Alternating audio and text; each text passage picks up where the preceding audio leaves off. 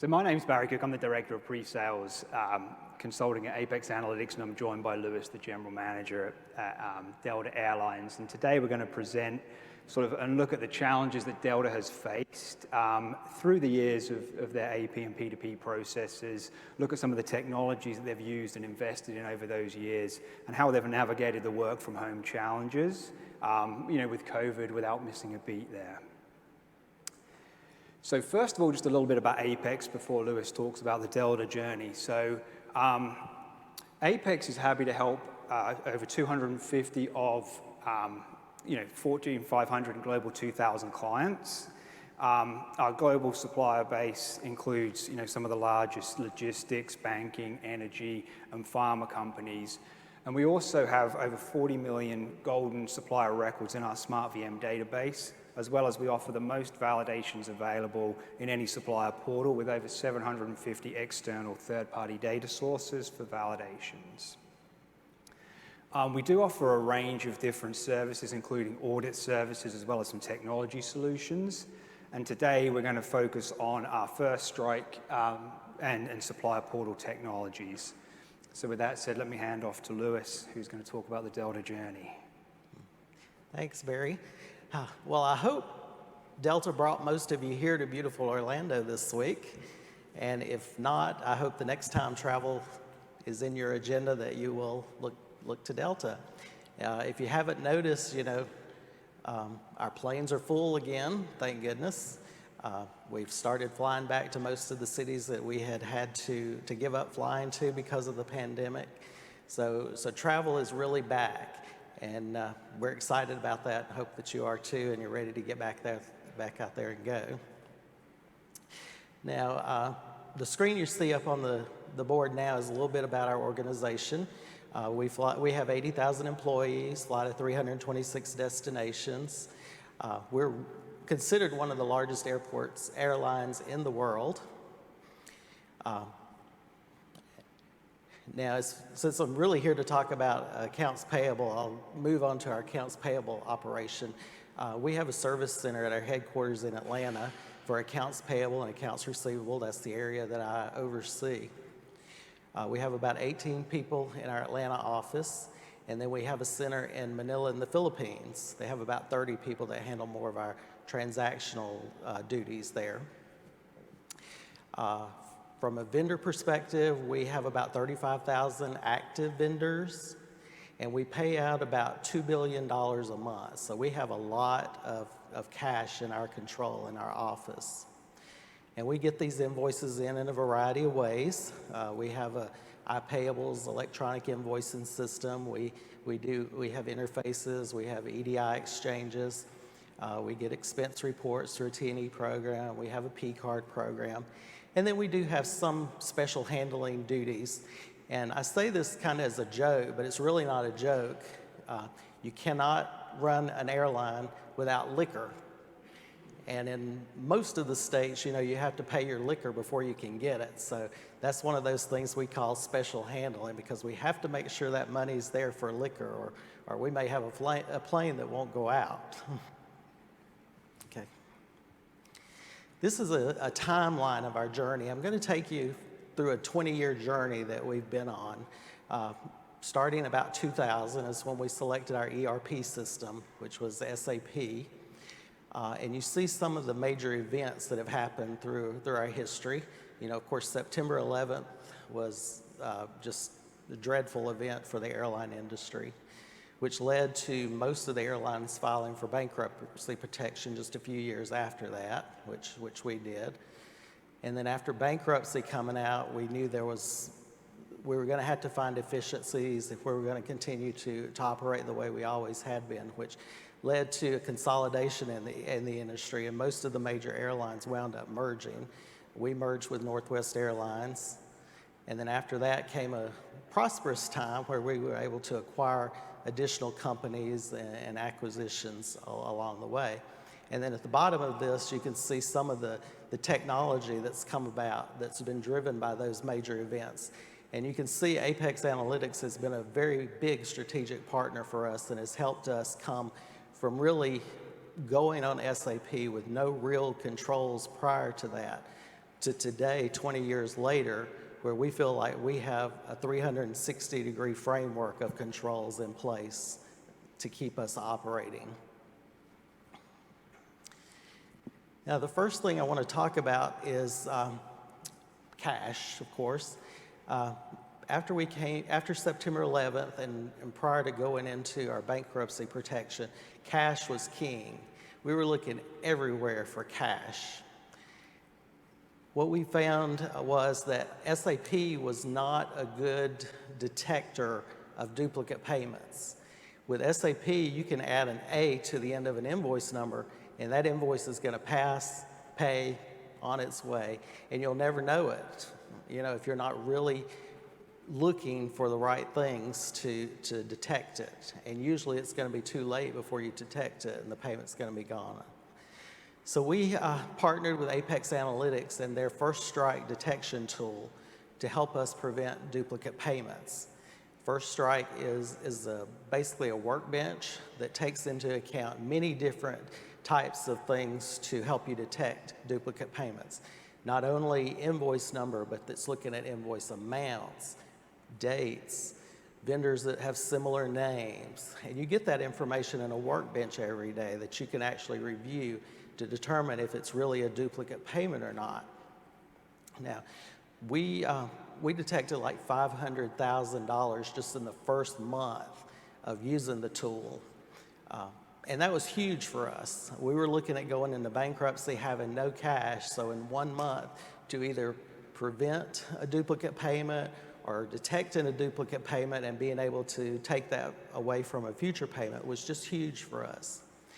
And then just after 2 years of implementing the first strike tool, we were actually able to recoup $12 million just in the first 2 years. So first strike totally paid for itself in those less than 2 years that we had the tool running. Now, we still use that tool today. And the good thing about it over the years that we've been using First Strike is that we've been able to discover root problems. At times we found new employees that needed additional training. We found vendors that were entering invoices into our e-invoicing system, and if they didn't get payment when they thought like they should, they would enter it again, manipulate the invoice number. So we were able to uncover a lot of duplicate issues there that we were able to get to the root of and get those fixed. And now we're at a point where using our service center in the Philippines, because they're 12 hours behind us, the work that comes in here out of our office in Atlanta, they're able to review it while they're working their shift, which is during our nighttime. So we're able to actually stop those duplicate payments forever even going out before we have our first pay run in Atlanta at 10 a.m. every morning at Eastern time. So First Strike has been a huge, huge gain and win for us over the years that we've had that. Yeah. Now the next thing I want to talk about is the Apex vendor portal. This was another huge win for us as well. We sat down about 3 to 4 years ago and looked at all of our processes and what we still had in the office that was not an electronic format. And the thing that we came up with that we still had in place that was very manual was our vendor setup process. Now, probably like most companies, you get a form in, it's either not completed right, doesn't have the proper approvals, excuse me, or it winds up having to go back, which takes more time, very inefficient. So we started looking for a vendor portal to help us with that process. Excuse me. And because we had been working for Apex so long and we knew their products, we were able to sign on board with their vendor portal and streamlined our vendor setup process.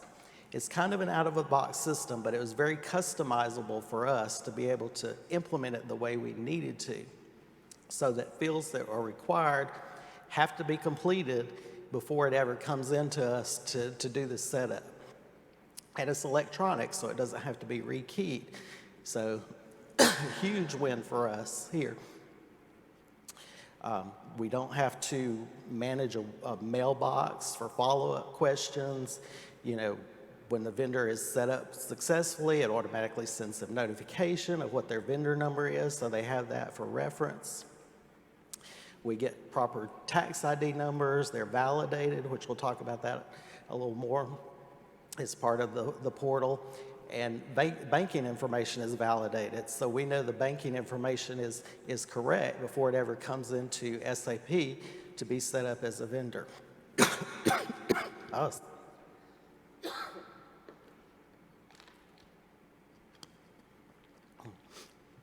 So a huge time saver for us. And this put us in a position to be ready for work at home when the pandemic hit. We were not planning on a pandemic and moving to a work at home environment. But when it did happen last year in March, it made an easy transition to go from working in the office to working at home. So. Now, another tool we leverage from Apex is their fraud detect. And hopefully you'll be able to see a demonstration of this later at the end of this presentation, or if not, at the booth. But I know you're all familiar with OFAC and the prohibited vendor list. This fraud detect allows us to run our vendors through fraud detect to determine if there are any vendors that we should not be doing business with. This obviously keeps us out of trouble all the way around. And just another aspect of this fraud detect module, our legal department came to me several years ago and said, you know, we know you're running your vendors through OFAC checks, but what about your customers on your AR side? We've been reviewing the laws, and we've determined from reviewing the laws that not only should we not be paying these folks, we shouldn't be doing business with them at all. So we reached out to Apex and said, hey, you're doing this for us on the vendor side. Can you do this for us on our customer side as well? Of course, they were more than willing, so we were able to get that going. And believe it or not, we did have some customers show up on the fraud detect module as being on prohibited lists. So we were able to keep ourselves out of trouble there. And we know you don't want to be flying on an aircraft when you're dealing with people that are on these bad lists and lists that you shouldn't be doing business with. So that was a big deal for us, and we really appreciate what Apex did for us and along those lines as well. Kept us out of a lot of trouble. Now, the last thing I want to talk about is recovery audit. Just a show of hands, how many folks have an AP department that you do an actual recovery audit? Okay, good, I see a few. If you're not, if your company is not, I strongly encourage you to do that. It's huge. We were shocked at the money that was out there that we didn't know about. We decided to do the recovery audit after our merger with Northwest Airlines. You know, after you merge, of course, it takes a while to get your systems integrated. So there was about an 8 to 10 month period of time where Northwest had their systems, Delta had their systems, and we were processing payments in both systems. And we had come out and detected that some vendors may be sending their invoices to Northwest and then turning around and again sending it to Delta. So it was getting processed in both systems, paid out of both systems. So again, we were having duplicate payments. And First Strike at the time was just doing Delta invoices, so it wasn't being caught. So we signed up with Apex to do our first recovery audit to take into account both Delta and Northwest invoice systems. And we were just shocked. You know, we were finding so many, not only duplicate payments, but credits that we didn't know about, rebates, just all sorts of things. And it just wasn't good to have that money laying out there that we couldn't use. You know, money's cash, money's king, cash is king, as the saying goes. So We still do this once a year. Every summer, during about 3 months, we let Apex come in, take all our vendor information, send out a letter to all our vendors saying, send us a statement of account with Delta. They do.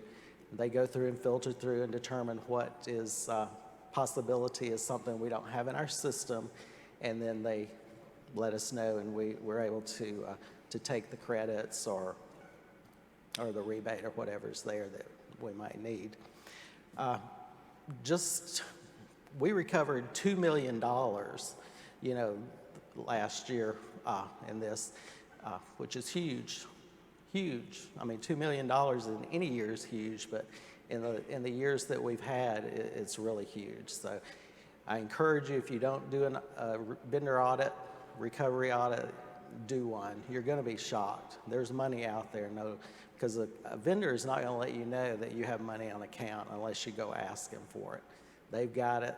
They're going to use it for their benefit. So I encourage you to do that. The good thing about the recovery audit is Apex does all the work. We give them our vendor lists. They send the letters out. They work with the vendor, take care of it. And they don't get paid unless we get money back or recoup it. So you're really not out anything. So. Now, just as kind of a finale and wrap up of what we got here, this is kind of our control framework that we have in place. Like I said, we've come in the last 20 years from no controls to a 360-degree. I know on here you see e-invoicing, which we didn't really talk about that much, but is all a part of our goals and our controls, and our philosophy and our mantra that we say is, remove the manual processing, put in technology, automation, and remove that manual work, and you'll save and you'll protect your company. And that's what it's really all about these days, is saving and protecting your company and keeping the cash in your pocket and not your vendors. So I got finished faster than I thought I was, Barry. So I'm going to pass it back to Barry, who's going to talk more about the Apex tools for you. Yeah, thanks, Lewis. So one of the things we've got a lot of feedback from our clients on over the years is not just how do you sort of do a point in time fraud detect or risk, but a continuous monitoring. So we have actually done some work and got some feedback from a lot of our clients on putting together sort of a combination of the fraud detect module that Lewis and Delta uses today in terms of, looking at supplier addresses, are they prison addresses, are they PO boxes, things like, is the employee data, when you cross-reference it with the supplier data, is there a match? Do you have employees set up as suppliers? Do you have the same tax ID? Things like bank ownership, is this supplier known to Apex, and sort of putting that with a broader risk platform. So I'm just going to go over a few slides of some of that as well. And then I know we have a full demo on our website and some information at our booth if anybody's interested in getting some more information, because I do want to give some time for some questions for Lewis as well. So this is just an example of one of the dashboards we developed, which is an example of an executive dashboard of risk. So it can be filtered by sort of geographical region and showing the medium and high risk vendors. And that is based on a composite risk, so risk across various different categories, as well as some trending analysis. And in this particular one, we have some widgets that are around fraud and financial risk, but you may have reputational, ethics and due diligence, and some other things that are key to you that can be displayed here. Just a quick view at how we combine fraud detect into an overall 360-degree risk item here is this dashboard shows, again, some of those fraud detect elements. So things like we said about bank ownership, has there been frequent bank changes? Has there been a potential fraud on this account from one of our other clients? Has, is the bank ownership good, and so on and so forth. So that fraud detect shows one sort of score that we can control with our data attributes and based on the supplier information we have on hand. But we also sort of combine that with third-party sources. So on this particular screen here, you'll see, we can integrate with, if you already have a risk provider, to get a third-party risk score back, combined with questionnaires to suppliers, right? So questionnaires to suppliers, fill those out, as well as sentiment from news reports. So, how do I, based on keywords and those supplier names and countries, what is the sentiment of that supplier? Are they, from a supply chain risk perspective, is there a potential risk there? So we can put that together with a composite risk, integrating the fraud detect items with third-party sources and other attributes to give you some continuous monitoring of those suppliers. And then similarly here, this is one as it relates to financial risk. So financial risk of your suppliers, that you may have a D&B, a LexisNexis, or Rapid Ratings in place today where we can pull in the scores from that, combine it with news sentiments. Is there bankruptcy? Are there other things in the news about this particular supplier? As well as, things like just, again, supplier questionnaires. How reliant is that supplier on you for your supply chain, and so on and so forth. And then finally, if you wanted to sort of get more information on anything that we've talked about today, we have a booth there, and we can email you a copy of this presentation as needed as well. So with that said, we have plenty of time for some questions for myself or for Lewis. Yeah, let's tee up the questions, Nicole. I know I had one while we're getting teed up. I was curious about the fraud detection. I think you just answered it, Barry, though. Is you're not labeling a vendor fraudulent or not fraudulent. You're just giving a score on probability or characteristics. So Delta can still make a decision whether to take them off the list or do business, right? You're correct, yeah. So from a fraudulent, and I'll let Lewis give some real examples, but there are, I think, over 50 characteristics. So from, like I said, the address, is that a PO box? Is it a prison address? Is the bank account ownership good? Some of those same things. Is it on any of those prohibited lists? Again, we can match against a client's employee database and just give you a score, and it may require you to do some due diligence and some research, but we're not saying that don't do business with them. You're but not convicting the vendor. Yeah. So, Yeah, okay. While we're waiting too, Lewis, I was curious, Chris from Delaware North, the last presenter, mentioned that they'd implemented a no PO, no pay policy. Has Delta ever considered something like that, or do you have something like that? We have not. We do not have that in place right now. We do encourage POs. Right now we're 75% PO, 25% non-PO. But one thing that the fraud detect has helped us to do, we've been able to identify vendors that we're doing a lot of spend with that don't have contracts or purchase orders. So we've been able to share that information with our purchasing and the supply chain areas to actually go after some of that spend, try to get contracts in place and save some money that way. So not only does it help us from a fraud perspective, but it's also helped us in that perspective as well to get some contracts in place for better pricing. Okay, I think this one's for you, Barry. Are you compatible with Oracle? yeah, we're ERP agnostic, so we have clients on Oracle, Lawson, JDE, etc. So, yeah. Okay. Lewis, do you use Ariba at Delta? We do not use Ariba. We've looked at them several times, but we've never felt like they met the needs that we had. Okay. A question to expand on your e-invoicing journey. You said getting manual processing out of the process was key, right? Yeah. E-invoicing was actually one of the first things we implemented 20 years ago. We signed on with a supplier called iPayables. It's a great system. It works for us. As a matter of fact, several of the other airlines use this system as well. But we send our PO data, our GL information, our vendor information electronically them to every night, so it updates their system. Then the vendors are able to sign in and enter their own invoices there electronically. It comes back to us electronically into the system, so we only have to work error queues.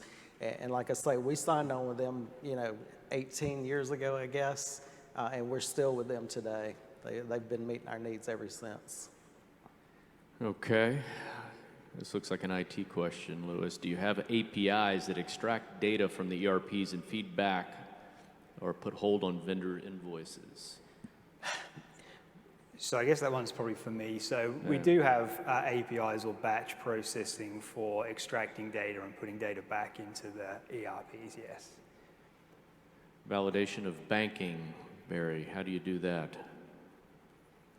Or maybe that's for Louis. How do you validate vendor banking if not available through Apex? We have a two-step callback process where we contact the business unit to verify the information, then we actually call the vendor back at a verified number to verify the information manually. Of course, the portal does that for us now as well, so we don't have to do the callback. So if it validates through the portal, we don't have to do the callback. We just do that if the portal doesn't validate. What is your favorite flight you've taken on Delta? We fly to 6 continents, so the choices are endless, but I have to say my favorite destination I've been to is Iceland.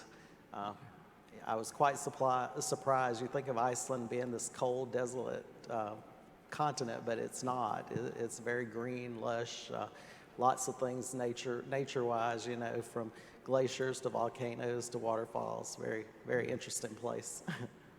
My wife is a flight attendant with your airline. Our favorite is Tokyo. One of the longer flights you've got. Yes, very long. Are your suppliers required to manage their own banking information through the portal? Yes, absolutely. That is one of the benefits of using the portal. You can do it all through there, so you don't have to get involved manually. Okay. And we require that now. I always ask the question when I'm talking to someone in accounts payable, do you take advantage, if you can pay early, do you take advantage of discounts or use dynamic discounting in Delta? We do take early discounts if they're offered. Mm-hmm. Do you measure how much you get in a year per se? Or? No, we don't really measure that. We have several early discount programs we use, so no, nothing overall. Okay. It's good practice, though, if you're in the accounts payable business. Yeah. A lot of vendors will give you, say, a 2% discount if you can pay within 10 days or something like that. Okay. Barry, Louis, great presentation. Let's give Barry Lewis a hand. That's a lot of money you saved. It is. Yeah.